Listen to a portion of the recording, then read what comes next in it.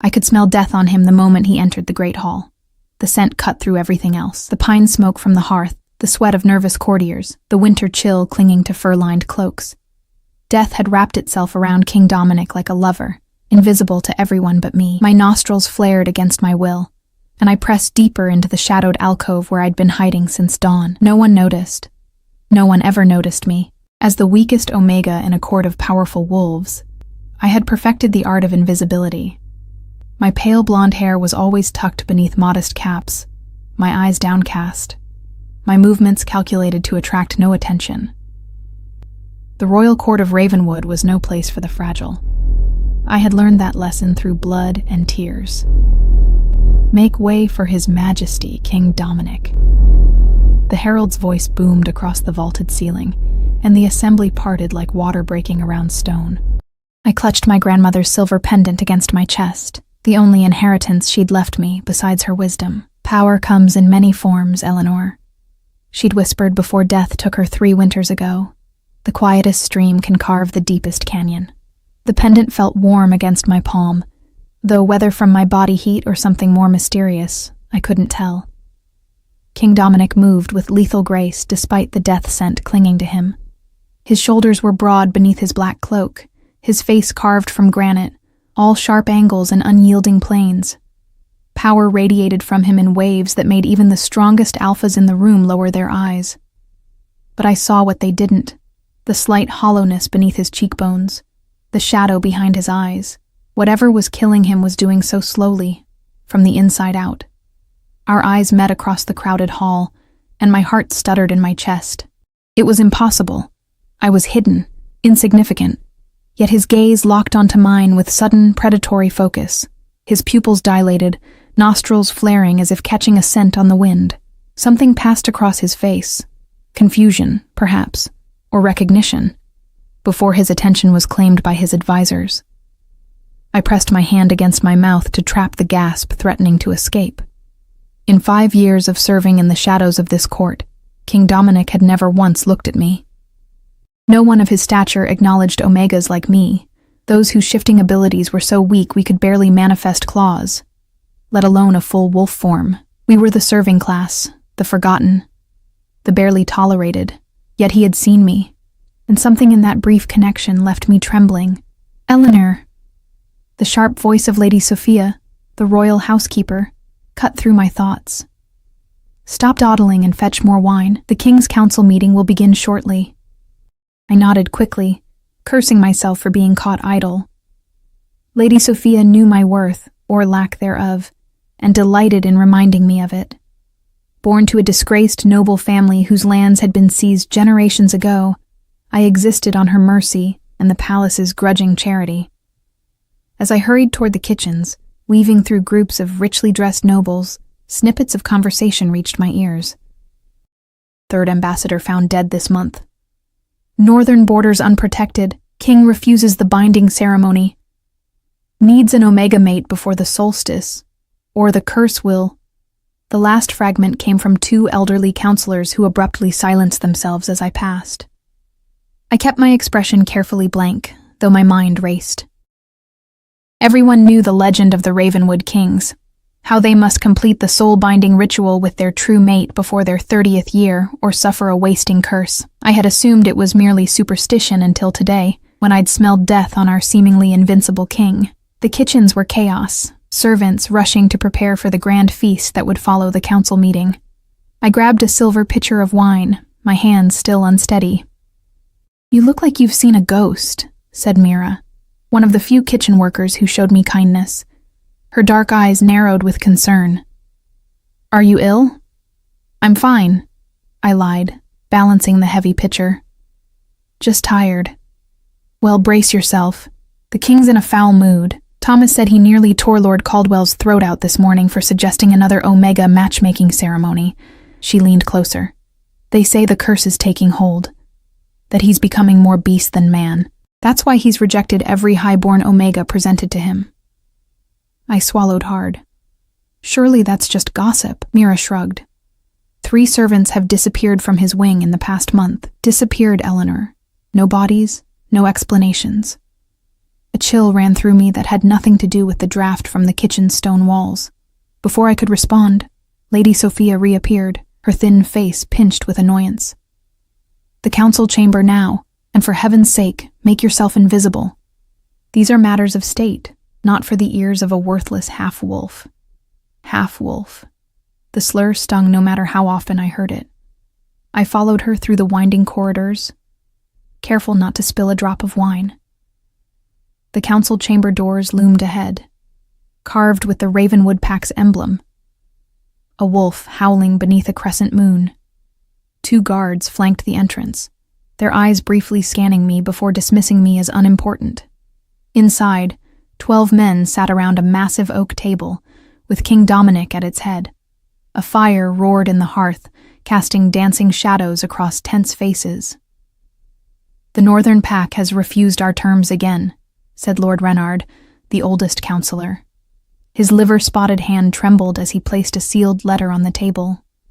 "They say they will only negotiate with a king who has fulfilled the binding ritual. They question your stability, Your Majesty." A low growl rumbled from Dominic's chest, causing several counselors to flinch. I moved silently around the perimeter of the room, filling goblets without making eye contact. When I approached the king, my hands betrayed me, trembling so badly that droplets of red wine splashed onto the table's polished surface. "Forgive me, Your Majesty," I whispered, mortified. Instead of the anger I expected, a strange stillness came over him. He inhaled deeply, his eyes flashing amber, the wolf within him stirring. His hand shot out, fingers circling my wrist with frightening speed. Pain seared through my mind, images flooding in uninvited.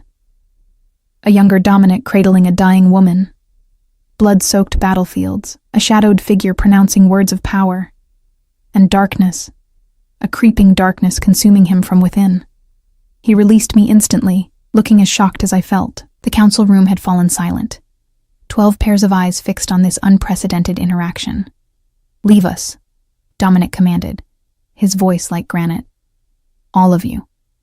The counselors exchanged glances but rose without question. As they filed out, Lord Reynard's gaze lingered on me with sudden calculating interest that sent ice through my veins. When the heavy doors closed, I found myself alone with the Alpha King, clutching an empty wine pitcher like a shield.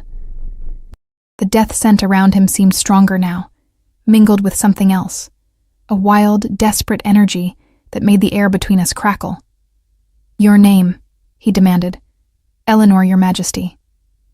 My voice sounded distant to my own ears. "Your family?" I swallowed hard. "None living, sire. I am ward of the court." He stood, and I fought the instinct to back away. He towered over me, his presence filling the room like a gathering storm. With deliberate slowness, he reached toward my face. I closed my eyes, bracing for I didn't know what. His fingers brushed my cheek with surprising gentleness. "You saw," he said, not a question. I opened my eyes, meeting his gaze directly for the first time. The amber had receded, leaving eyes the color of a winter sky. "Yes," I admitted, throwing caution aside. "I saw death clinging to you. I saw a curse." His jaw tightened. "And that doesn't frighten you?" It was a test, though I didn't understand its purpose. "Everything frightens me, Your Majesty," I answered truthfully. "I've learned to live with fear as my constant companion." Something flickered in his expression. Recognition, perhaps. He took a step back, his shoulders rigid with tension. "You will attend me tonight," he said abruptly, "in my private chambers." Terror and something else, something I refused to name, bloomed in my chest. Everyone knew what happened to Omegas summoned to an Alpha's chambers, especially one fighting a curse that drove him toward the bestial. The disappeared servant suddenly made horrible sense. "Your Majesty, Not a request, Eleanor." His voice softened fractionally. "I give you my word. No harm will come to you." The words of a king should have reassured me. They didn't. But as he strode from the room without a backward glance, I knew I had no choice. Whatever connection had flared between us when our skin touched had changed something irrevocably. That night, as I made my way through the silent corridors toward the king's chambers, my grandmother's pendant felt impossibly heavy against my skin. "The quietest stream," I whispered to myself. clutching the silver talisman, but as I raised my hand to knock on the intricately carved door of the royal suite, I couldn't help but wonder if this particular stream was about to meet a waterfall, a plunge from which there would be no return. The door swung open before my knuckles could make contact, as if the king had been waiting, sensing my approach. The chamber beyond was not what I had expected. Instead of opulent luxury, I found austere functionality. A massive oak desk dominated one side, covered with maps and letters bearing broken seals. Weapons hung on the walls, not ceremonial pieces, but well-used swords and daggers that had tasted blood. King Dominic stood by a window, his broad back to me, silhouetted against the night sky. He had shed his formal attire, wearing only a simple black tunic and breeches, his feet bare on the stone floor. Without the crown and royal trappings, he looked both more human and somehow more dangerous. "Close the door," he said without turning. I obeyed, my heart hammering against my ribs like a caged bird. The latch clicked with finality. "Your Majesty summoned me," I said, proud that my voice remained steady despite my fear. He turned then, and I had to suppress a gasp. The mask of control he maintained in public had slipped, revealing the toll of whatever battle he fought within. Deep shadows circled his eyes, and a fine sheen of sweat covered his forehead despite the room's chill. "You're different," he said, studying me with unsettling intensity. "I've had every noble-born Omega in 7 kingdoms paraded before me. Yet I noticed you, a servant, across a crowded hall." He moved closer, his movements fluid despite his obvious exhaustion. "Why is that, Eleanor?"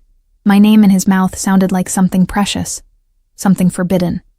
I dropped my gaze, staring at the worn carpet beneath my feet. "I don't know, Your Majesty." "Look at me when you speak," he commanded softly. I forced myself to meet his eyes, fighting against every submissive instinct bred into Omegas like me. "I truly don't know," I repeated. "I'm nothing special, barely a wolf at all, according to most." A bitter smile twisted his lips. "According to most." He gestured toward a chair near the hearth. "Sit, please." The please surprised me more than the command. I perched at the edge of the chair, hands folded tightly in my lap to hide their trembling. Dominic poured 2 glasses of amber liquid from a decanter, offering one to me. I accepted it but didn't drink, watching as he downed his in a single swallow. "What do you know of the curse of the Ravenwood Kings?" he asked abruptly. The question was dangerous. Court servants were forbidden from discussing royal matters, especially ancient magic that affected the ruling line. But his gaze demanded truth. "Only whispers, Your Majesty, that each king must complete a soul binding with his true mate before his 30th year, or suffer a wasting death." He nodded once. "In 3 days, I turn 30. His voice was matter-of-fact, as if discussing weather rather than his impending doom. "The curse has already taken hold, as you somehow perceived. Can't you just bind with someone? Any suitable Omega?" I ventured. A harsh laugh escaped him. "If only it were so simple. The binding must be with a true soul match, freely given and freely accepted. Magic can't be tricked, Eleanor." He poured himself another drink. "My ancestors created this safeguard centuries ago, to ensure Ravenwood Kings would always rule with their other half beside them, tempering power with compassion. A noble intention that has condemned me to death." "Because you haven't found your match," I whispered. "Because she doesn't exist." Bitterness edged his words. "Or if she does, she's well hidden." I thought of all the high-born Omegas who had visited the court in recent months. Beautiful, accomplished, desperate to become queen, all rejected. "What happens if the binding isn't completed?" I asked, though I feared I already knew. Dominic's eyes darkened. "The wolf consumes the man, piece by piece. The curse strips away humanity, until only the beast remains, a monster with a king's power and no restraint. Eventually the royal guards are duty-bound to put down what remains." His gaze fixed on the flames dancing in the hearth. "My father suffered the same fate. I was 16 when I watched them burn his remains. Horror washed over me at the casual brutality of royal destiny. My own hardships seemed suddenly trivial compared to this inescapable death sentence. Without thinking, I reached out, my fingers brushing against his hand. Again, that flash of connection surged between us, this time bringing not pain but a momentary respite from it. The tension in his shoulders eased slightly, the crease between his brows softening. He looked at our joined hands with wonder before pulling away. "What are you?" he murmured. "I told you, I'm no one. Stop lying," he snapped, then immediately controlled himself. "Something happens when we touch. You feel it too." I couldn't deny it. "Yes." He began pacing, energy radiating from him in waves. "I've had the royal physician examine me. The court mage cast diagnostic spells. None have detected what you perceived instantly." He stopped, fixing me with that penetrating gaze. "How did you know I carried death? The truth seemed dangerous, but lying to my king seemed worse. I've always sensed things others don't. Energies, intentions, sicknesses." I twisted my grandmother's pendant nervously. My grandmother was the same. She called it the quiet gift. Useful, but best kept secret. "An empath," he said thoughtfully. "Rare among our kind. Rarer still in one with such weak shifting abilities." He approached again, circling me like a predator assessing prey. "Show me." "Show you?" "You're wolf. I want to see the form you hide from the world." Shame burned through me. Of all the humiliations I had endured, this would be the worst, revealing my pathetic partial shift to the Alpha King himself. "Please," I whispered. "Don't ask this of me." His expression softened unexpectedly. "I'm not mocking you, Eleanor. I need to understand." With trembling hands, I removed my cap, letting my pale blonde hair fall to my shoulders. I closed my eyes, reaching for the wolf that had always been more shadow than substance within me. The partial transformation was painful, my body rebelling against its own nature. My nails lengthened slightly, teeth barely sharpening. The faintest dusting of fair fur appeared on my forearms, and my eyes, I knew without seeing them, would have shifted to a pale amber, the weakest manifestation of my wolf possible. I heard Dominic's sharp intake of breath and kept my eyes closed, unable to bear the disgust I would surely find on his face. "Look at me," he commanded, his voice strangely gentle. When I opened my eyes, I found not revulsion, but fascination in his gaze. He reached out slowly, giving me time to pull away, and traced the nearly invisible line of fur on my arm. "A half-shift," he murmured. "They call you half-wolf as an insult, but they don't understand what they're seeing." "And what are they seeing?" I asked, voice barely audible. Before he could answer, a sharp knock at the door broke the moment. Dominic's expression instantly hardened, the king's mask sliding back into place. "Enter," he called, stepping away from me. Lord Renard appeared, his eyes widening fractionally at my presence before his face smoothed into practiced neutrality. "Forgive the interruption, Your Majesty. An urgent message from the northern border." Dominic took the sealed parchment, breaking it open with one fluid motion.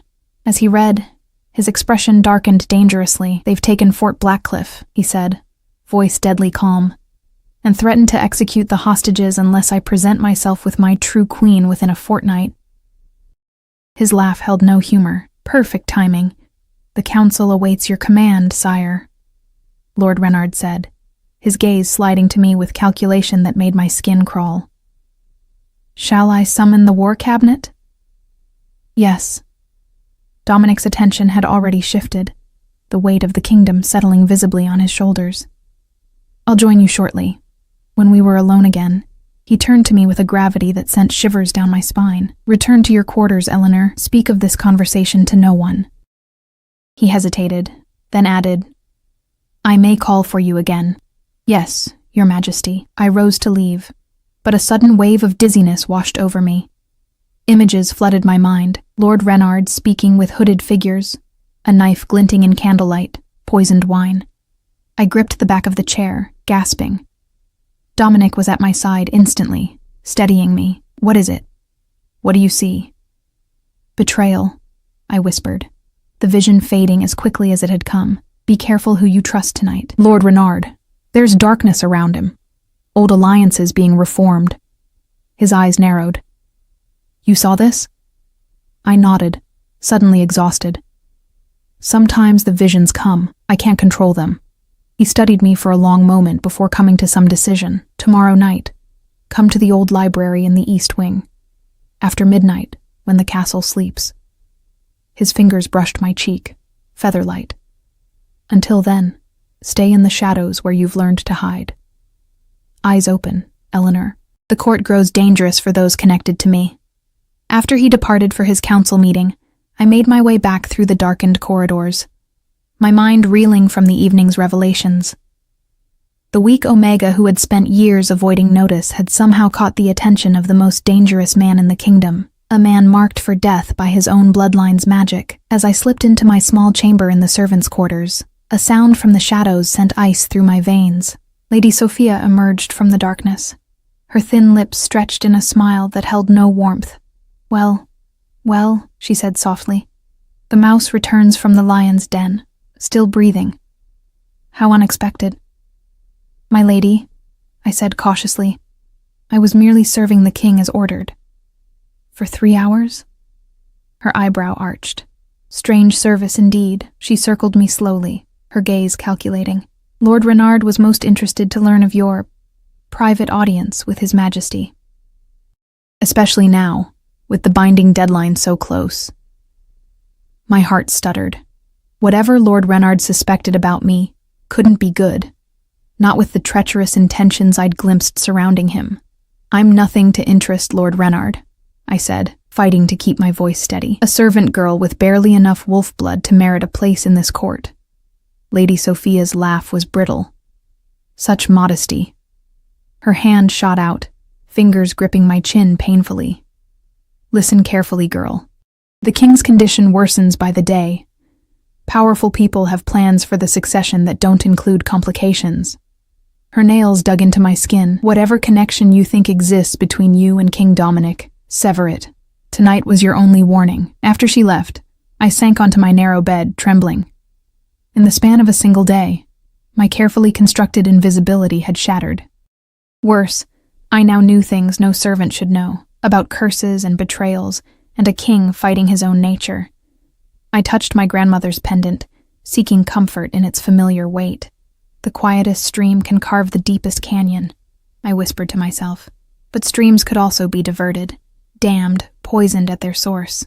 As I drifted into uneasy sleep, King Dominic's face haunted my dreams, proud and fierce and increasingly wolf-like, reaching for something just beyond his grasp while shadows closed in around him. And somehow, impossibly, I stood at the edge of those shadows, my hand outstretched toward his. Though whether to save him or join him in the darkness, I couldn't tell. I spent the following day in a state of hypervigilance, feeling eyes on me wherever I went. The castle buzzed with rumors of the northern attack, servants huddling in corners to whisper about war and the king's declining health. Twice I glimpsed Lord Renard in deep conversation with royal guards, their expressions grim and purposeful. Each time, he seemed to sense my gaze, turning to fix me with a stare that made my blood run cold. By nightfall, a storm had rolled in from the mountains, rain lashing against the stone walls like nature itself sensed the coming conflict. Lightning illuminated the corridors in brief, ghostly flashes as I made my way to the east wing, heart pounding in rhythm with the thunder. The old library had been largely abandoned since the new royal collection was established in the western tower. Dust shrouded the ancient tomes, and cobwebs draped the high windows like tattered lace. I slipped inside, closing the heavy oak door behind me. You came. King Dominic's voice emerged from the shadows before I saw him. He sat at a table piled with yellowed scrolls and leather-bound books, a single oil lamp casting a warm glow over the ancient texts. In the dim light, the changes in him were more pronounced, his features sharper, more lupine, his movements containing a predatory fluidity that was both beautiful and terrifying. You doubted I would? I asked, stepping closer. I thought perhaps Lady Sophia's threats might have deterred you. I stiffened. You knew about that? A dangerous smile touched his lips. Little happens in my castle without my knowledge. He gestured to the chair opposite him. Though, until recently, even I had overlooked you, a mistake I'm now rectifying. I sat, noticing the dark circles beneath his eyes had deepened. The scent of death clung more heavily to him tonight, mingled with something wild and primal. The curse's progression was accelerating. "What did you discover about Lord Reynard?" I asked, unable to contain my curiosity. "Correspondence with the Northern Alpha. Plans for a regency council after my incapacitation." His tone was matter-of-fact, as if discussing the weather rather than his own betrayal. "Your vision proved accurate. The wine at last night's council meeting was indeed poisoned. Not to kill, but to hasten the curse's effects." Horror washed over me. "Did you drink it?" "No." His gaze held mine. "Thanks to your warning." A silence stretched between us, broken only by the storm's fury outside. Lightning flashed, briefly illuminating the library's forgotten grandeur and casting harsh shadows across Dominic's increasingly feral features. "You're getting worse," I whispered. He didn't deny it. 2 days remain until the deadline. The wolf grows stronger as the man weakens. His hands clenched on the table, knuckles white with strain. "Last night I nearly killed a guard who startled me. My control slips." "And you've found nothing in your research? No alternative to the binding?" He gestured at the scattered texts. "Ancient histories, spell books, private journals of past kings. All confirm what I already knew. The binding must occur with a true mate, or the curse runs its course." His laugh was hollow. "My ancestors were thorough in their magic. No loopholes, no exceptions. And you're certain your true mate doesn't exist?" His gaze sharpened. "If she existed, don't you think I would have found her, felt her? Every unbonded Omega in 7 kingdoms has been presented to me."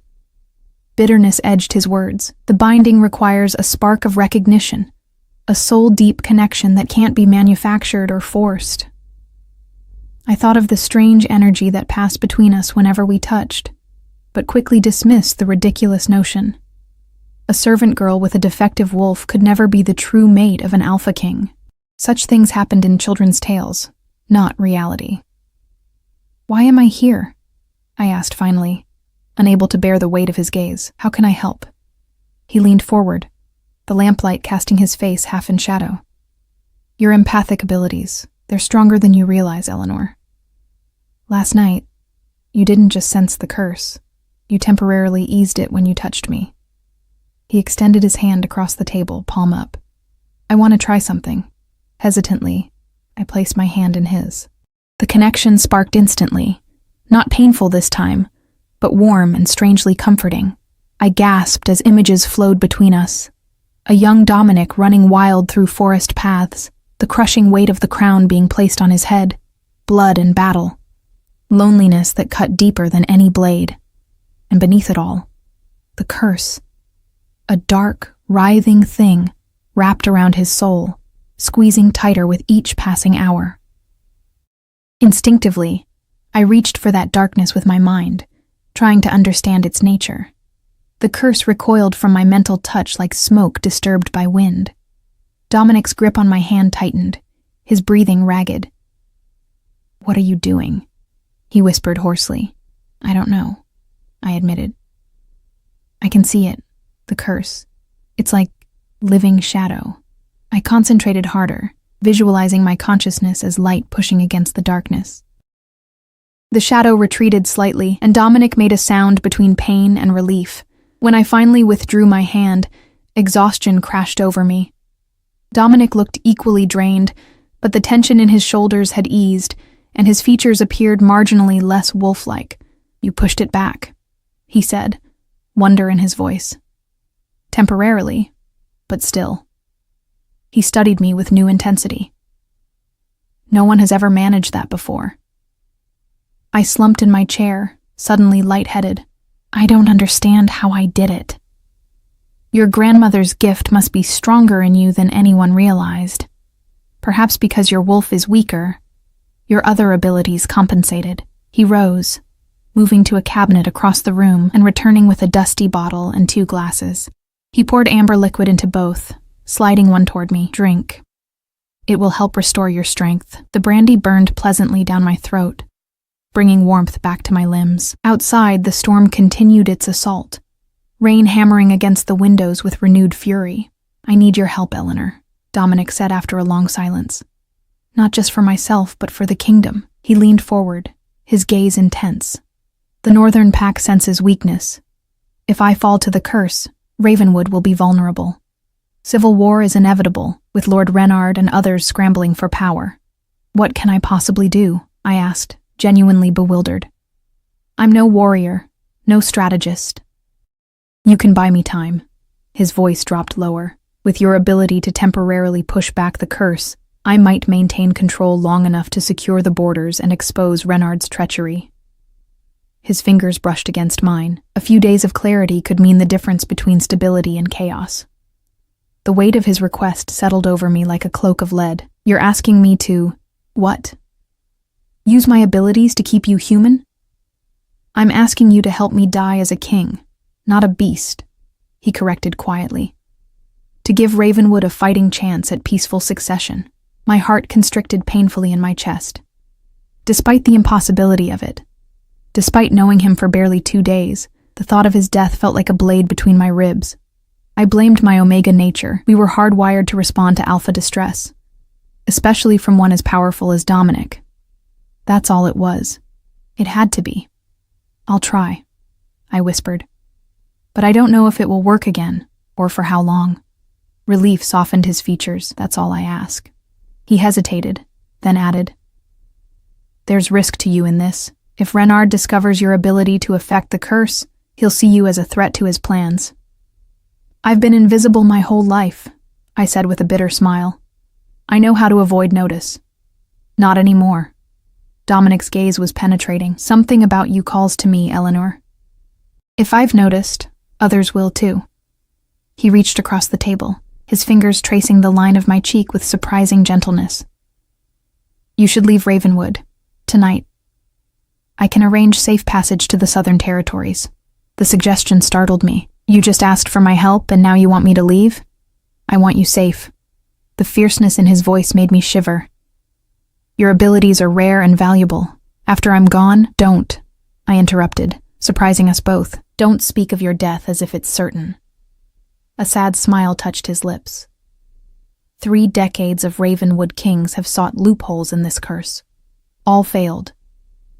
Perhaps they didn't have the right help, I said, more boldly than I felt. His expression softened into something that might have been tenderness. Hope is a dangerous thing, little Omega. Before I could respond, the library door burst open. 4 royal guards stood in the entrance, Lord Reynard between them. His thin lips curved in triumph as his gaze moved from the king to me. Forgive the intrusion, Your Majesty, he said smoothly. But matters of state security couldn't wait until morning. Dominic stood, power and authority radiating from him despite the curse's visible effects. Explain yourself, Reynard. The older man's smile didn't reach his cold eyes. We've uncovered a plot against your life, sire. A northern spy in our midst. His gaze shifted meaningfully to me. This Omega has been communicating with our enemies. Ice flooded my veins. That's a lie! Silence, Reynard hissed. We found these in her quarters. He nodded to a guard, who stepped forward with a small bundle of papers bearing northern seals. Correspondence regarding Your Majesty's condition. Information only someone with intimate access would possess. Dominic's expression remained unreadable. Serious accusations require serious evidence, Lord Reynard. He extended his hand. Show me these letters. As Reynard moved forward, a change came over Dominic. Subtle but unmistakable. His posture shifted, becoming more predatory. The wolf was rising, responding to threat. Your Majesty, I said softly, desperately. Remember your control. His eyes met mine briefly, something like gratitude flickering in their depths, before he turned back to Reynard. With deliberate calm, he examined the letters, his expression darkening as he read. These are forgeries, he said finally. Clever ones, but forgeries nonetheless. Reynard's confidence didn't waver. With respect, sire, how can you be certain? The curse affects judgment as well as body. The council is concerned that outside influences might be clouding your perception. His gaze slid to me again, particularly Omega influences. I felt the temperature in the room drop as Dominic's control slipped further. A low growl rumbled from his chest, causing the guards to step back instinctively. "Careful, Renard," he said, voice barely human. "You tread dangerously close to treason." "It is to prevent treason that we act, Your Majesty." Renard signaled to the guards. "Take the girl to the northern tower for questioning. Ensure she's comfortable until the king's condition stabilizes and he can see matters more clearly." The guards moved toward me, uncertainty in their expressions, but determination in their stance. They feared Dominic, but they feared the curse more, and Renard had planted seeds of doubt about the king's judgment. "Stop!" Dominic's command froze everyone in place. The air around him seemed to shimmer with barely contained violence. "Eleanor remains under my protection. Anyone who touches her answers to me." His smile was all predator, directly and immediately. The standoff stretched, tension crackling in the air like the lightning outside. I could feel Dominic's control fraying with each passing second. If he transformed now, attacked the guards, it would only confirm Renard's insinuations about his deteriorating state. I had to do something. "I'll go," I said, rising from my chair. "I have nothing to hide, Lord Renard. Question me as you wish." Dominic's head snapped toward me, disbelief and something like betrayal flashing across his features. "Your Majesty," I continued, holding his gaze steadily, trying to convey what I couldn't say aloud. "Trust that I know what I'm doing. Some streams run deeper than they appear. Remember?" Understanding dawned in his eyes, along with reluctant admiration. He inclined his head slightly, though every line of his body radiated the desire to fight. "Very well," he said tightly. "But Lord Renard will report directly to me within the hour, and the girl will not be harmed." The last words carried the weight of deadly promise. As the guards escorted me from the library, I caught one final glimpse of Dominic over my shoulder. Our eyes met, and in that brief connection, I felt it again. That inexplicable bond that had formed between us against all logic and propriety. I straightened my spine as we climbed the winding stairs to the northern tower. Renard had miscalculated if he thought me an easy target. I might be a weak Omega physically, but my grandmother had taught me other strengths: patience, observation, and the power of being underestimated. As the cell door closed behind me with an ominous clang, I touched my grandmother's pendant, drawing courage from its familiar weight. "The quietest stream carves the deepest canyon," I whispered to myself, "and sometimes," I added silently, "it washes away the foundations of those who never bothered to notice its persistence." The northern tower cell was cold, stone walls slick with dampness from the ongoing storm. A single barred window provided glimpses of lightning tearing across the night sky, momentarily illuminating my prison with harsh blue-white light. I paced the small space, forcing down panic. Renard would come soon, expecting to find me broken and terrified. Instead, I needed to be the hunter, not the prey. Through the window, I could see the palace grounds far below. Guards moved with unusual purpose, torches bobbing like fireflies in the darkness. Something was happening. Something beyond my imprisonment. The cell door scraped open, and I steeled myself, expecting Renard. Instead, a hooded figure slipped inside, closing the door quietly. "We don't have much time," said a familiar voice as the hood fell back, revealing Mira's concerned face. The kitchen worker glanced nervously over her shoulder. "The castle's in chaos. Rumors say the king has lost control, attacked Lord Renard and locked himself in the royal chambers." My heart sank. Without my presence to calm the curse, Dominic's wolf was ascending faster. "Why are you here?" I asked, though gratitude warmed my voice.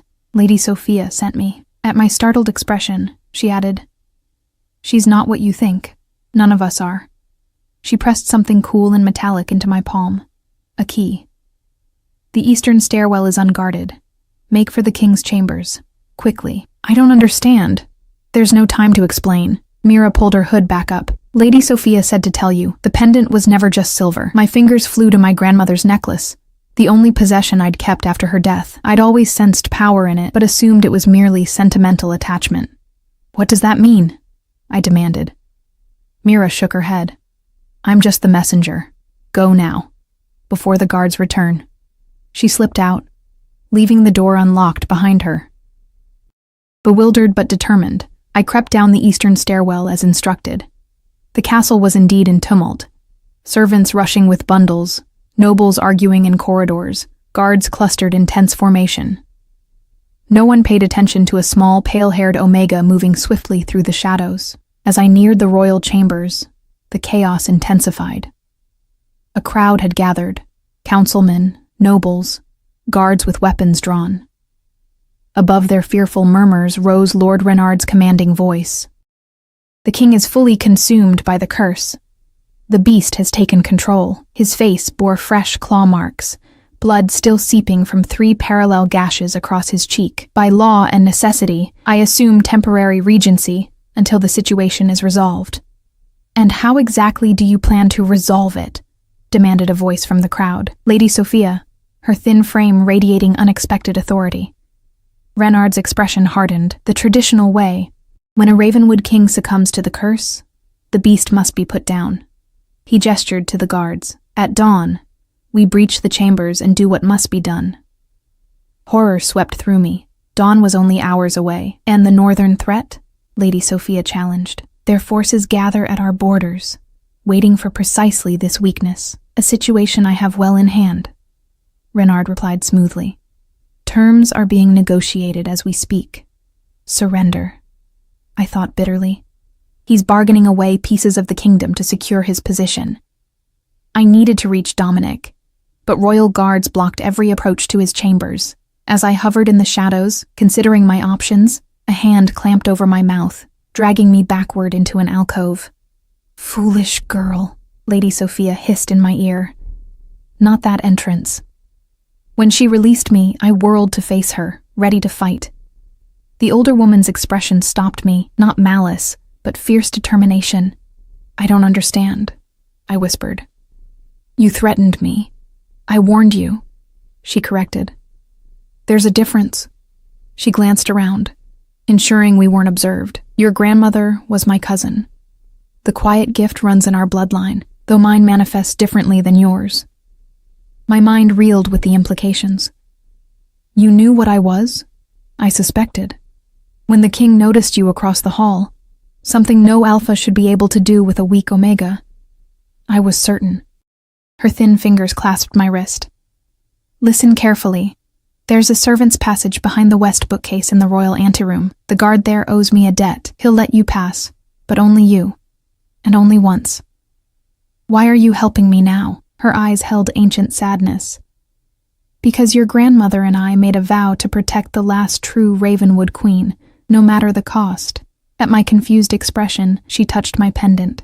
This belonged to the last queen, your ancestor. Before the royal line was usurped 3 centuries ago, the world seemed to tilt beneath my feet. That's impossible. I'm nobody. You're the descendant of Queen Alara, whose mate was murdered by the first false king. She escaped with their unborn child, her lineage protected by those loyal to the true throne. Sophia's voice dropped lower. Why do you think your wolf seems weak? The magic that hides royal bloodlines always manifests as diminished power, a protection against detection. The pendant felt suddenly heavy against my skin. If what you say is true, why reveal this now? Because the curse that afflicts the false kings can only be broken by a descendant of the true line. Her eyes burned with centuries of patience finally bearing fruit. Your kiss won't just save Dominic's soul. It will restore what was broken, if he proves worthy. Distant shouting pulled her attention away. Go, she urged. The guard's name is Thomas. Say the stream returns to its true course, and he'll understand.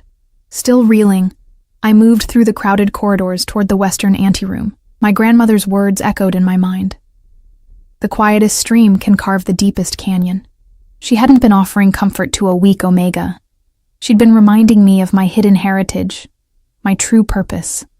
The western anteroom was guarded by a single man, young but stern-faced, his hand resting on his sword hilt. When our eyes met, something like recognition flashed across his features. The stream returns to its true course, I whispered. Without a word, he stepped aside, revealing a narrow gap behind the bookcase. As I slipped through, he murmured, For the true queen, So softly I nearly missed it. The passage was dark and confining, forcing me to feel my way along rough stone walls. It emptied into what must have been Dominic's bedchamber, a space now transformed by destruction. Furniture lay splintered, tapestries hung in shreds, and deep claw marks scored the walls. In the center of the devastation stood Dominic, or what remained of him. The transformation had progressed far beyond what I'd witnessed before. His body was caught in a horrifying half-shift, too wolf-like to be human, too human to be truly wolf.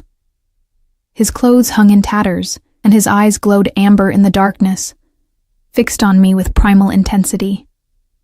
A low growl rumbled from his throat as I stepped closer. "Dominic," I said softly. "It's Eleanor." He circled me warily, muscles coiled to spring. The curse had nearly completed its work. The man I'd known was disappearing beneath a beast. Yet something in those amber eyes still recognized me, still fought against the darkness consuming him. "I know what I am now," I continued, keeping my voice steady despite my racing heart. "And I think I know what you are to me." Another growl, this one less threatening, more confused. I reached for my pendant, understanding finally its true purpose.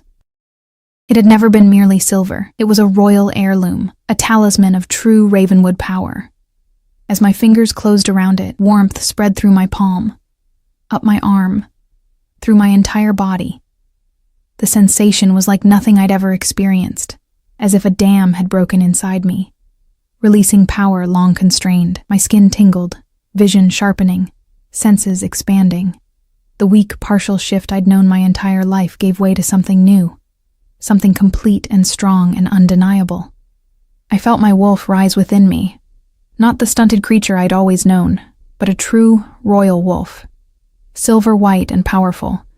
Not an Omega's wolf at all, but something rarer, a Luna wolf, meant to balance an alpha, not submit to him. Dominic froze, his nostrils flaring as he caught my changed scent. Confusion warred with recognition in those feral eyes. "The curse isn't your bloodline's fate," I said, taking another step closer. "It's punishment for stolen power. A throne taken by force rather than by right." I extended my hand slowly. "Your ancestors killed my ancestor's mate and claimed her throne. But the magic of Ravenwood never forgot the true line." Understanding dawned in his eyes, the man momentarily winning against the beast. "Ilara's line," he rasped, his voice barely human. "Lost, believed extinct. Hidden," I corrected gently. "Protected, until the time was right." Another step closer. We were within touching distance now, his ragged breathing audible over the storm's fury outside. The curse's darkness swirled around him visibly to my enhanced senses, a writhing shadow trying desperately to complete its work before I could interfere. "You once asked if your true mate existed," I whispered. "She does. The curse could only be broken by binding with the true Ravenwood heir, bringing together what was wrongfully separated." His clawed hand lifted, hovering near my face but not touching. "Too late," he growled, pain lacing the words. "Beast. Taking over." "Not yet." I captured his hand, pressing it against my cheek. The connection flared between us, stronger than before, nearly overwhelming in its intensity. Images cascaded through my mind, not just Dominic's memories now, but older ones. Ancestral memories of betrayal, murder, a pregnant queen fleeing into the night, generations of hidden heirs carrying the weight of forgotten royalty, and through it all, the curse, not just killing Dominic, but fulfilling its purpose across centuries, pushing false kings toward the very nature that had allowed the first usurper to take the throne, the beast revealing the beast within. "The binding," Dominic managed, fighting for every word, "won't work if forced." "It won't be forced," I assured him. "Despite everything, the deception of your ancestors, the suffering of mine, I choose you, Dominic."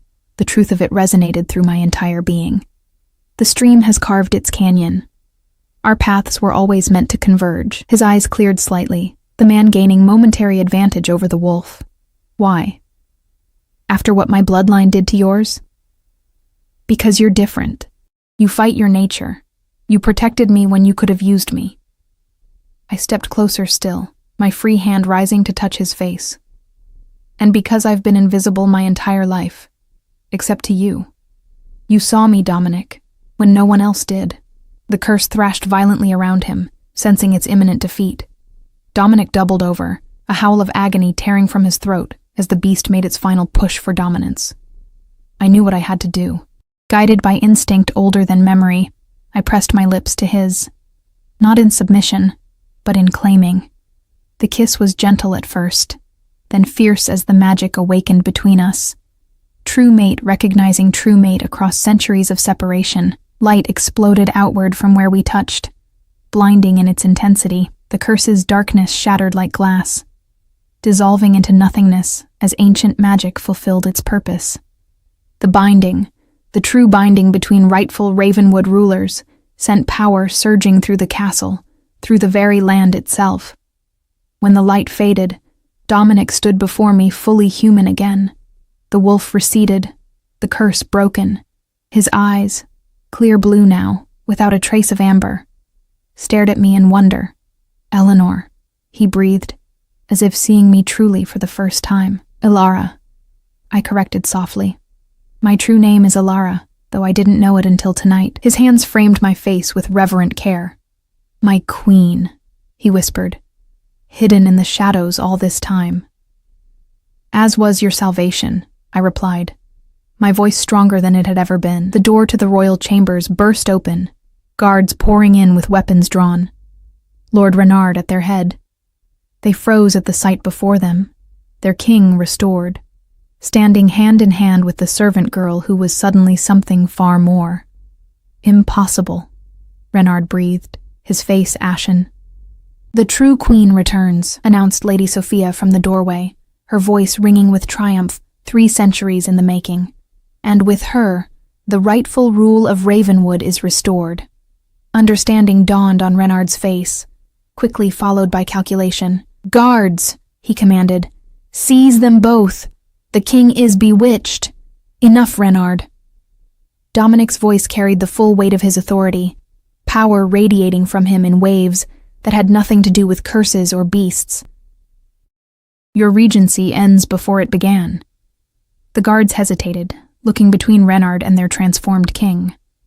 One by one they lowered their weapons, some dropping to one knee in recognition of what they could sense but not fully understand. The rightness that had returned to Ravenwood after centuries of imbalance. As dawn broke outside, casting golden light through the shattered windows, Dominic turned to me, his expression solemn. The northern forces still gather at our borders, he said. We face war, betrayal from within, and a kingdom that must learn its true history. I smiled, feeling strength flow through me, not the power of a weak Omega who had somehow caught an Alpha's attention, but the birthright of a queen too long hidden in shadow. Then we face it together, I said, my hand finding his, as Ravenwood was always meant to be ruled.